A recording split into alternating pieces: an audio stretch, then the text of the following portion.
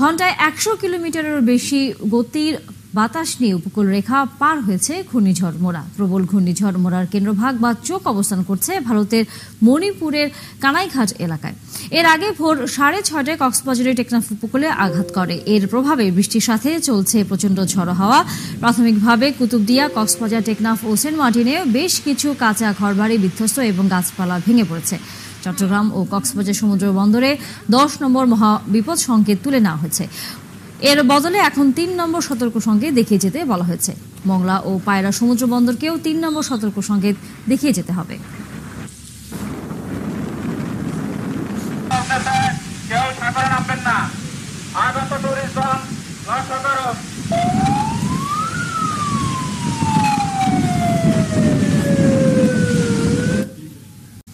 দর্শক, এই মুহূর্তে চট্টগ্রামে আছেন আমাদের সহকর্মী নাজনীন মুন্নি। সর্বশেষ খবর জানাতে যুক্ত হচ্ছেন আমাদের সাথে মুন্নি। আমরা জানি যে এরই মধ্যে ঘূর্ণিঝড়টি বাংলাদেশের সীমা কিছুটা ছেড়ে গেছে, ভারতের মণিপুরের অবস্থান করছে এবং একই সাথে আমরা আপনার মাধ্যমে দেখছিলাম এর আগে যে আপনি যে বাঁধে দাঁড়িয়ে আছেন সেখানে জলোচ্ছ্বাসের মতো বিশাল ঢেউ এসে সেখানে পড়ছে এবং আপনি বলছিলেন যে সেটি আসলে ঝড় না থাকলেও সেটার ভয়াবহতা অনেক। এখন সেখানকার কি অবস্থা?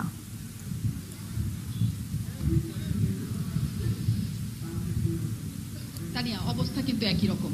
ঝড় ছেড়ে গেছে এবং ঘূর্ণিঝড় মোরা কিন্তু আসলে 11:30টার পর থেকেই দুর্বল হওয়া শুরু করেছে, মানে বাংলাদেশ সীমা অতিক্রম করা শুরু করেছিল এবং তা 12টা নাগাদ বাংলাদেশের সীমা অতিক্রম করে ফেলেছে এবং ঝড় চলে গেছে।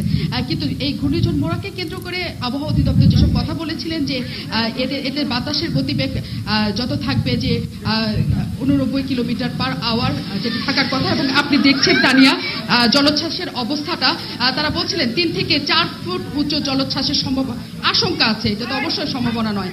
সেই কিন্তু আমরা এখন দেখতে পাচ্ছি যে পরিমাণ ঢেউয়ের উচ্চতা এখন 3 থেকে 4 ফুটের বেশি তো বটেই, কারণ এই যে বাঁধটি কিন্তু 10 ফিটের উপরে, সেই জায়গাটি বাঁধটা উঠছে, এখন ঢেউগুলি এসে তীরে বুঝতে পারছি। কাজে এত উঁচু বাঁধ ডিঙিয়ে যখন ঢেউটি এসে এই নিম্ন এলাকা প্লাবিত করার সুযোগ পাচ্ছে। পুরো জোয়ার শুরু হয়েছে, পুরোপুরি জোয়ার এখন চলছে এবং সে কারণে কিছুক্ষণ আগে বেলা 1টার নিউজে, দুপুরের নিউজে যেরকমটি জানিয়েছিলাম যে সমুদ্র প্রচন্ড রকম উত্তাল, এখন কিন্তু সমুদ্র আরো বেশি উত্তাল এবং আবহাওয়া কর্মকর্তারা যেটি বলছেন যে পুরোপুরি জোয়ারের কারণে সমুদ্র এরকম উত্তাল। তবে এটিকে তারা ভয়ের হিসাবে দেখছেন না, কারণ এর মধ্যেই কিন্তু ঘূর্ণিঝড়টি চট্টগ্রামের যে উপকূল, সেই চট্টগ্রামের উপকূল অতিক্রম করে পার্বত্য চট্টগ্রাম হয়ে মিজোরামের দিকে চলে যাচ্ছে। সেই হিসাবে বলা যায় যে ভয়ের কোনো কারণ নেই। তবে এখন পর্যন্ত আমরা বড় ধরনের কোনো ক্ষয়ক্ষতির খবর পাইনি। আমরা জেলা প্রশাসনের যেসব কন্ট্রোল রুম বসিয়েছে সেসব জায়গায় খবর নিয়েছি। তারা আমাদেরকে জানিয়েছেন যে চট্টগ্রামের বাঁশখালী, আনোয়ারা এবং সন্দ্বীপের কিছু ঘরবাড়ি, কাঁচা ঘরবাড়ি এবং টিনের ঘর লণ্ডভণ্ড হয়ে গিয়েছে, গাছপালা ক্ষতিগ্রস্ত হয়েছে। এর বাইরে বড় ধরনের কোনো এখন পর্যন্ত আমরা খবর পাইনি ক্ষয়ক্ষতির। তবে তারা বলছেন যে আবহাওয়া অফিসের কর্মকর্তারা যেটি বলছেন যে এটি অতিক্রম করার পর, চট্টগ্রামের উপকূল অতিক্রম করার পর আরও ভারী বৃষ্টিপাত হবে এবং এটি হয়তো পাহাড় ধসেরও কারণ হতে পারে। সেই হিসাবে জেলা প্রশাসনের কর্মকর্তারা আমাদেরকে যেটি জানিয়েছেন যে পাহাড় ধসে ক্ষয়ক্ষতি রোধে এবং পাহাড়ের পাদদেশে যেসব ঝুঁকিপূর্ণভাবে মানুষজন বসবাস করছেন তাদের সরিয়ে নিতে জেলা প্রশাসনের যেসব কর্মীরা মাঠে কাজ করছেন, তার মানে তাদের নিরাপদ স্থানে সরিয়ে নেওয়ার চেষ্টা চলছে সেখানে। আপনাকে ধন্যবাদ সবুজ। আমরা এবার যেতে চাই চট্টগ্রামের বাঁশখালীতে, সেখানে আছেন সহকর্মী মহসিনুল হাকিম। মহসিন, আপনি আগের ঘন্টায় বলছিলেন যে নিম্নচাপের কারণে ভারী বৃষ্টিপাত হচ্ছে সেখানে, এখন কি অবস্থা সেখানে এবং সাইক্লোন শেল্টার থেকে মানুষ ফিরতে শুরু করেছে কিনা বাসায়?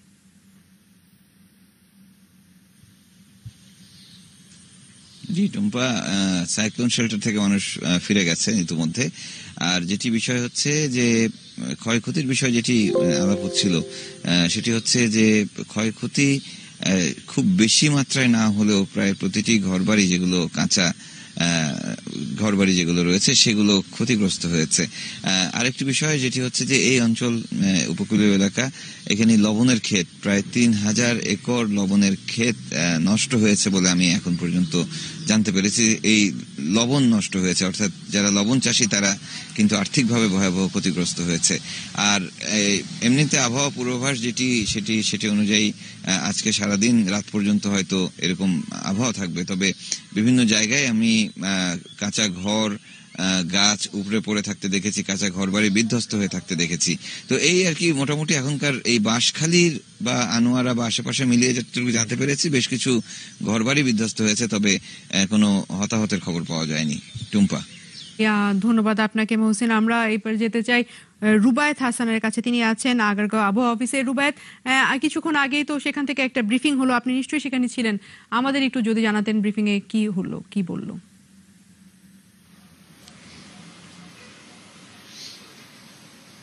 টুম্পা হাসান আসলে মাত্র কয়েকটি গণমাধ্যমের সঙ্গে কথা বলেছেন আবহাওয়া অফিসের যিনি দায়িত্বপ্রাপ্ত কর্মকর্তা রয়েছেন শামসুদ্দিন আহমেদ। তিনি যেটি জানিয়েছেন যে এই মোরা খানিকটা বৃষ্টি ঝরিয়ে, ভারী বৃষ্টিপাত ঝরিয়ে দুপুর 1টা নাগাদ এটি দুর্বল স্থানীয় নিম্নচাপে পরিণত হয় এবং সেই কারণেই যতগুলো সমুদ্র বন্দর রয়েছে সবগুলোকে মহাবিপদ সংকেতগুলো নামিয়ে 3 নম্বর স্থানীয় সতর্ক সংকেত দেখাতে বলা হয়েছে।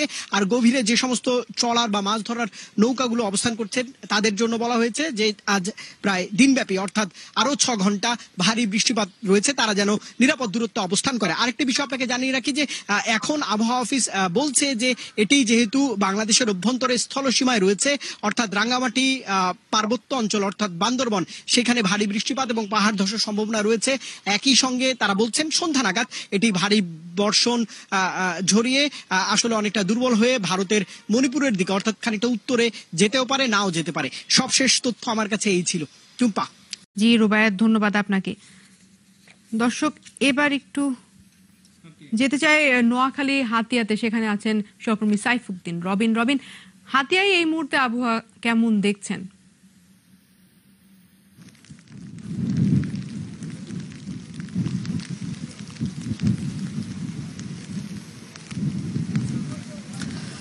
টুম্পা, আবহাওয়া আসলে ভারী বৃষ্টিপাত হচ্ছে এবং সেই নিম্নচাপের প্রভাবে ঝড়ো হাওয়াও বইছে এবং এখানটায় অর্থাৎ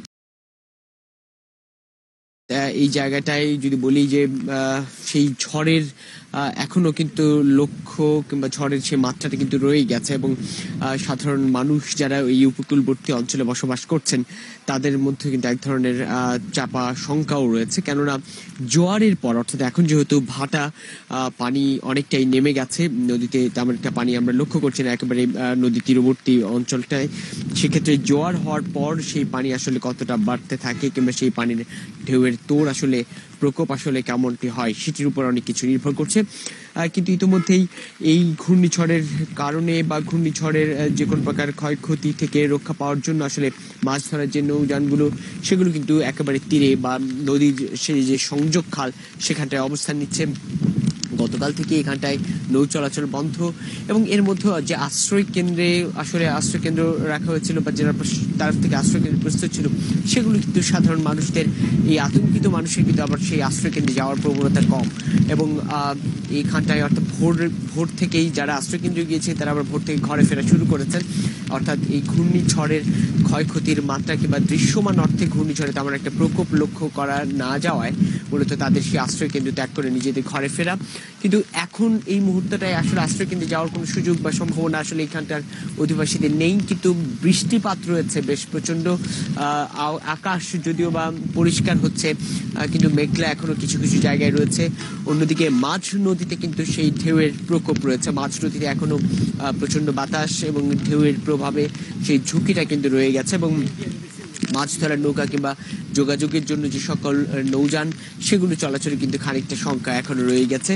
তবে বেলা বাড়ার সঙ্গে সঙ্গে বা সময় গড়ানোর সঙ্গে সঙ্গে হয়তো বা সেই সব শঙ্কা থেকে মুক্তি কিংবা এই দুর্যোগপূর্ণ আবহাওয়া থেকে খানিকটা মুক্তি মিলবে এমনটা ধারণা করছেন সাধারণ এই জনগণ, এখানকার যারা স্থানীয় অধিবাসী, যারা আসলে এই সকল আবহাওয়ার সঙ্গে বা এই ধরনের প্রাকৃতিক দুর্যোগের সঙ্গে মৃত্যুর লড়াই করছেন। জি রবিন, ধন্যবাদ আপনাকে। দর্শক, আমরা সহকর্মীদের কাছ থেকে জানছিলাম ঘূর্ণিঝড় মোরার